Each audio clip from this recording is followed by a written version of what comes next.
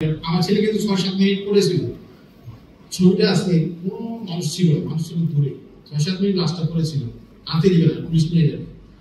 অনেক কষ্ট করে আমার এই স্কুলের ছাত্ররা মিলে সবাই মিলে হাতে পায়ে ধরে লাশটা ইউনিভার্সিটি হাসপাতাল নিয়ে গেছে, হাসপাতাল রাখবে না, অনেক কষ্ট করে। তারপরে দেখবেন বলছে ডেক মারা গেছে। তারপরে বাসায় নেওয়ার দেরিতে লাশ লুকিয়ে রাখতে হয়েছে, পুলিশের লাশ লুকিয়ে রাখতে হয়েছে, মানে একটা গলিতে লুকিয়ে রাখছে।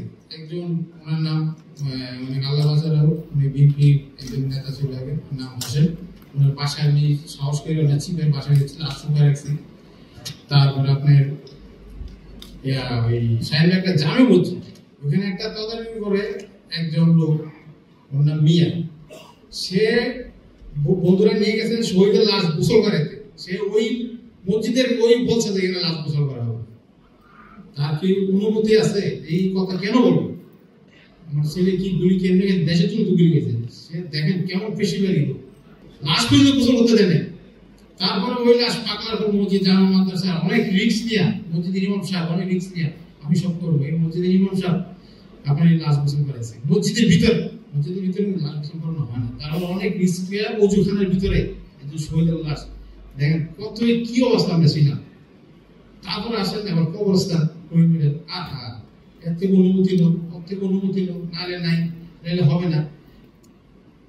এইরকম অত্যাচার আমরা এই ছেলেকে নিয়ে আমরা পোহাতে হয়েছে, অনেক কষ্ট করতেছে, হাতের পায়ে দিয়ে অনেক রিকোয়েস্ট করে অনুমতি জানানো হয়েছে এই লাশ পাওয়া যাবে।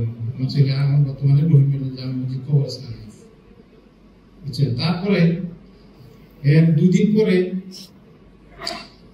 বাড়িতে তো পুলিশ গেছে, ওদিন রাত্রে পুলিশ গেছে, 2 গাড়ি পুলিশ গেছে, মরার সাথে সাথে 10 মিনিট হয়নি পুলিশ চলে গেছে অলরেডি 2 গাড়ি।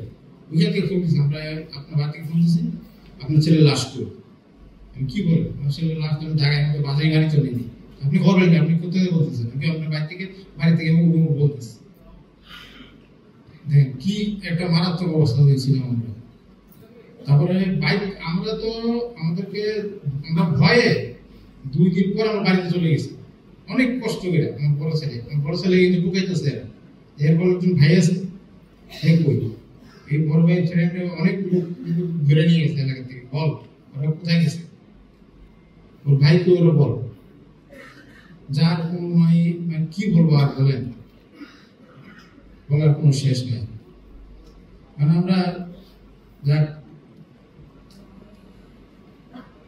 আমার ছেলের রক্তের বিনিময়ে আমরা চাই না একটা স্বাধীন দেশ চাই, সব মায়েরা সুখে শান্তি থাকতে পারে, এরকম একটা দেশ চাই যেখানে আর কোনো খুনাখুনি রাহাজানি আর কোনো লোভী পেশিবাদী যেন বাংলাদেশ আসতে না পারে।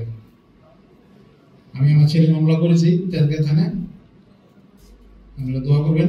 আমি অত্যন্ত সাহসিকতার সাথে মামলা করেছি, আমাকে অনেক বাধা আসছে, আমার মামলা নিয়ে অনেক বাধা আসছে, কোনো কিছু ভয় পাই নেই, মামলা করে দিচ্ছি।